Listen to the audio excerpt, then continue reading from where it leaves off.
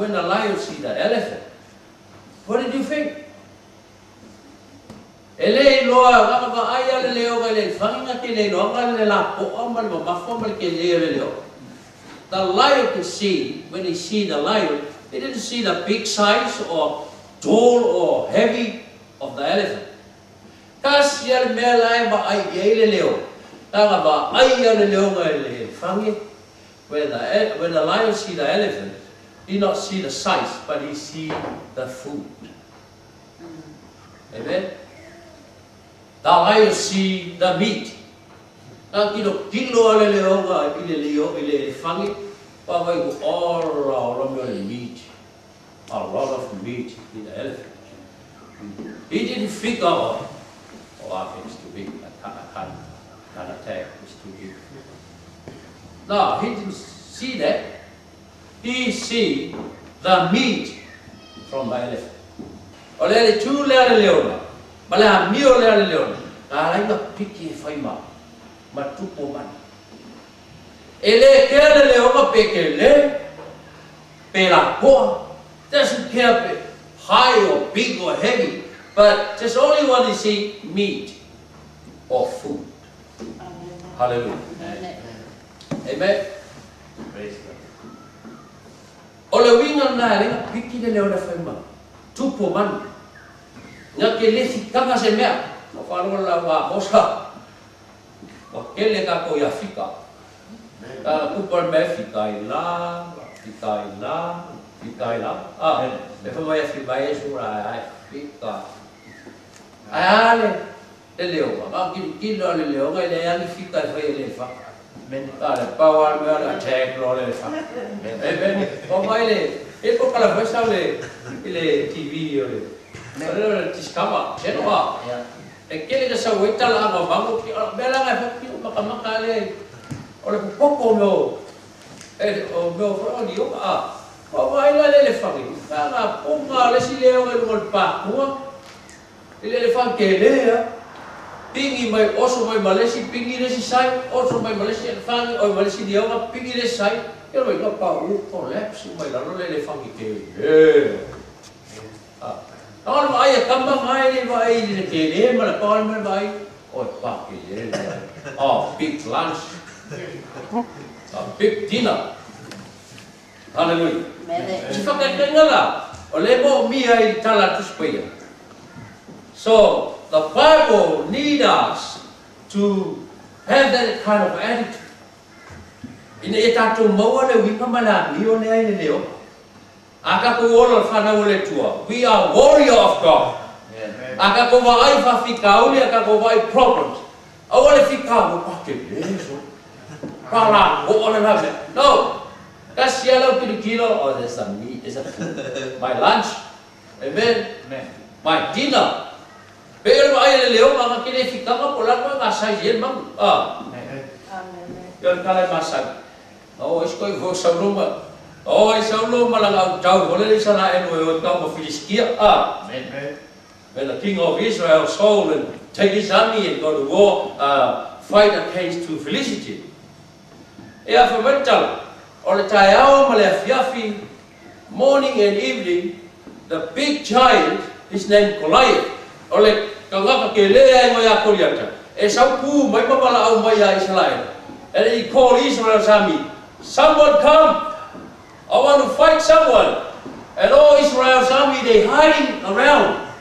Like na lafi solo siya. Fefefe, nga mala awa nga kumaya sa waila, ang kilo ka. Know what they see? They see the size and the big of that man, the big body of that man. Ako ba ayo ko, wow, kasi po niya. Kumbil ba ko, lungal ka malo, ko ba wala ki. Ako ba la awa ka kilo kulo isa la elu ko niya ka lafi. Well, see right and hiding around. Why? Because they see the big body of the elephant. Amen. That's why they afraid. They scare when they hear the voice of that giant. But listen, the same time the young little boys named David arrived. Kaya biya nga kau may makabit ka. Kalau masang ka polo mo letal. Ang asawa ka, kita farang, ikaw yung magkabito malikulo ko. At the same time when David arrived and the Goliaths called and shout, "Someone come and fight to me." And the young boy, his name David, he said, "Who's that?" Oi, there, Dawala.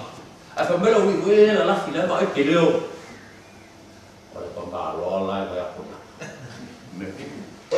But listen, this is a little boy, but he have an attitude of the life. Amen. Amen.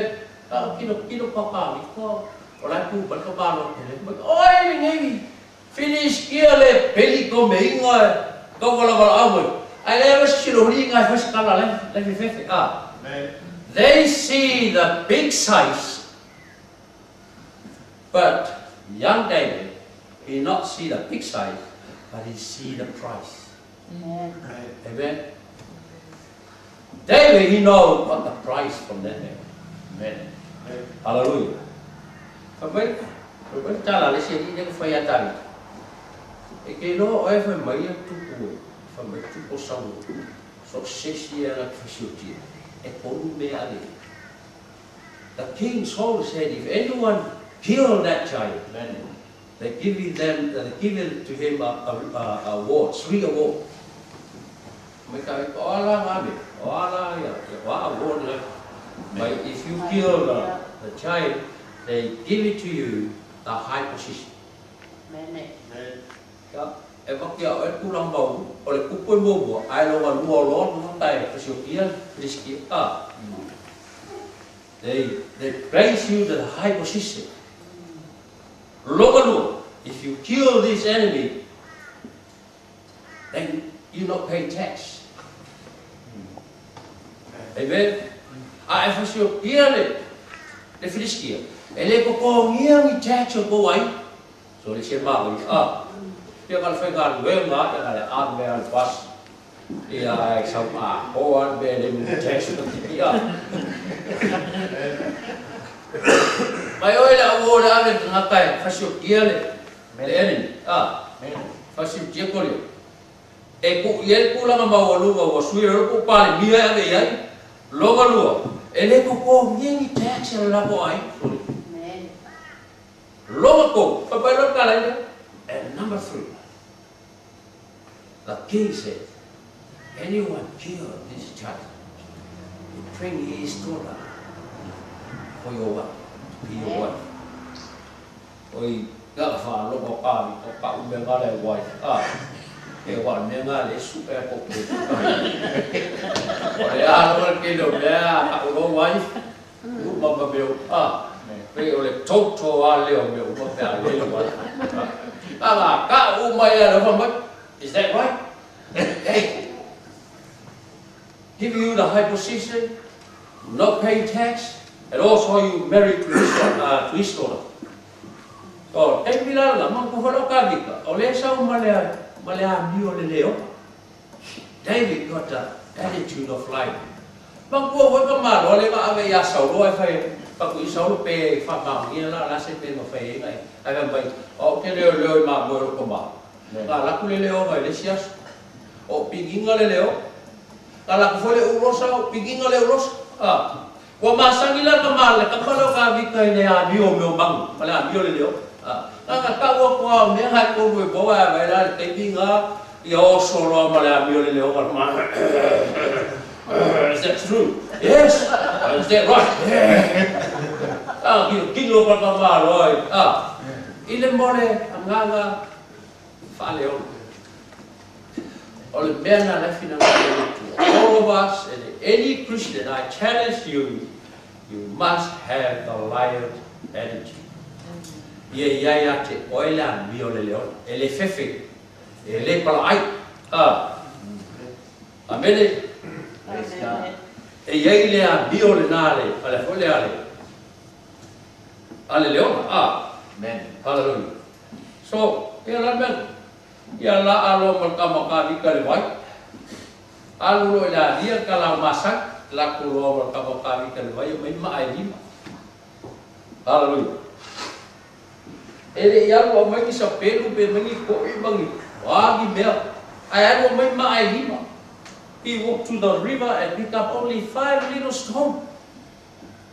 I can kilo mai le big elephant ko diaka le me ke sawi ke o suni. Ole tangata la ile nganga malaya ile mio pe ole leo. Ele ke ale mai polar sai polar ke le. Pa wal me le ma ho e kavi. Ol ba ko pingi lo yo. Ka lo le ma ka sia metala ta sel ma ka. E ke sawi te o walau pelu, walau tau, o ha me ma sai. Me David, au ke lo te o swafu su. Pa ka la ola ko nginga ola ma. Ka lo le ma ka sia le ma. Ku ulang sama me ia se saula. Ta sawan wa pa ka kuwi fo lo le fangile. Ele fica polare saisul mang. Polare saisul tangata. La le saisul fa fitaun. Pa wal no le ko ki lo va. Hallelujah. Hallelujah. Amen. Praise God. Mama ya lima ma. I kasih lima fala. He picked up 5 little stones, but David used only 1 stone. Hallelujah. Amen. So the question, where's 4? Where are the 4 stones? Hallelujah. Amen. So you are the one watching TV. If you got big giants, if you face a big challenge of your life, David got 4 left. You can use one of those stones. E pa fai anga e makua ma ai e koe a ka vika wha. E kongi ele uno o lau problem o lau o lase mea o whai tālo tū mai I o runga. Hallelujah. Amen. Koe mai lai. Ila mio le manga o ile tue e tatu bei o leo. E ele si mai nga ofso swangi a ta vika. Mai lau kamanga. Pa mai o lato matai mu. E pei o ni mata o leo, their eyes red, look like a lion's eye. Hallelujah. Wai kamai e o makavika ko le kupu le ngo I o watolo te malo fe lo kavika lo we nga kama swaka. Ai fa mai la tatsu pe o kamanga e mu maka pe o maka o leo. Hallelujah. Ka winga ke kamanga ka fefe ka wa ko we leo ma. E fa lo lo sauri la ka me leo ka kilo. Mo ka e fefe a. Ka mala ka ke ka e u mai marka ka pula Amen. Ele pe o aso nge I u baisis. I mata tangata pe ora tala tus pe. Ole ele tu mai mi o le leo. Hallelujah. Ele fefe. Ele pea. E fa penale wingo le fe au mo tatu. Wai vai la le tau o tele ole bele mo mia e tala tus pe. Le si be mo le leo o kangi kangi leo. E kangi ro ka mo leo mai fefe. Mama. Ia fo ka ko. Ta kangi ya leo. Ka bel fe pule le mia. Ele mia su li fa tosco. Jeremiah 25 and verse 30. Malfasanwa. Eleo tele mai oga mai nga.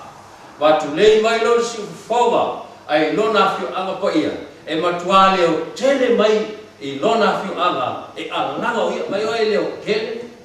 E mo kwale o tele. Hoi alanga o ia. Amen. E leo la kikila I oga. Eleo tele. Hallelujah. Paka kongai ka bai leo o. Vivi, busco vai leu. Ale vai coi leu que ele vai de tu. Vai mo qual leu que ele. E coi alaga fo. Amen. Amen. Como ele o se escutas foi por fu. Lá to te muli atu ia Iova e tangi lava ia pei o se leona. Oh. Hallelujah. Amen. Vai ele tu mai tangi pe se leo. Eu le o mata. Kangi ale no mai ako ko wang mo ge wa ta fe su e lol me o le cho me su e lol me o la ka pe a kangi le leo. So can we have that kind of attitude? Let our enemy or let our problem to afraid when we aku berfafika oli So ia wan kele yo fikali na ho. E ia le fili e por ia kele ai ku dai e ko na ko ai the big giants in Korai. In every family, you're the one watching on TV. I think you got the big giants in your family. What's that giant? Problem finance.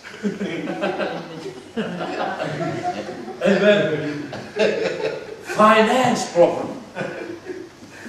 Hallelujah. Mai ku bật có bao lẽ ya sao à vì là tôi là cô ya là cô bật có bao lẽ kia. Là con số cô pi bật lên phải có công như pi đi cái. Ya kamu kele ngai ku mai kami mà cái cho ta cho ấy Why if that big giant in your family, why you not using like God? Why tangi le tu pe le leo. Why when you got proper finance, listen, proper finance. Amen. Fa fefe. Ilang ko bako ay si fa fefe ka ko. Si fa fefe ka ko giant ga la ko kirma lo si bete ka ko ba. Ya bala nga mengi koko ke proper finance e so ile mai bawa lu suka. Mau diabetes. Kele fa mai mau wai o ma lo si kele le. Bela mele ku mo golo. Ele aga fo le mala bi o le. O le leo. Enta wala mai fa pe mai Peta huta tu fa pe. Afa la mana le tu pita to le leo. Who you are? You are right. Amen. E mana le tu ya peta to o leo. Lona lua. What you have? E mana le tu ya peta to mata to me fai. Pe ya o me fai leo. Me to. What you do? Lalo lo me fai. Peta to o ta to e ye le winga male attitude le leo. Ta to bo ye ta to fai ya pe me fai leo. Amen. Amen. Ele fefe e toa. Hallelujah. Amen. E toa o afa fitau ele fefe e toa pe leo. Family of God and also anyone watching this morning. Amen. We need an attitude of life. Kapo wola pe ko leo. Mai o le leona o le tu ainga o yuta. Ma su ese na tala tu si fai ko mai wa fiu su e le ai me sisi nga ki ma fea na tala fai lo. Ko ia o fo mo le leo. La tu se fai. Ko ia o fo le leo ba. Asia, ngai o le ene tu le leo. Hallelujah. Ele pala ai, ele fefe, ele toi lalo. Na o la vai ele ban malo. Hallelujah. Lasa fa fo ma Samoa. Ele aso fe au le tu. E mo mia tatu hei o leon e man malo ai. O la leo vinga ma le ambio ko le ane tu le leona. Ele fefe se e ma na o man malo. Ele ma na o fai ina pa le tu. Amen. He is the Savior. He's the light that shines each day. He's the rock of my foundation. He's the truth in all I say. He is my strength, my God. The opportunity will turn. He is the creator.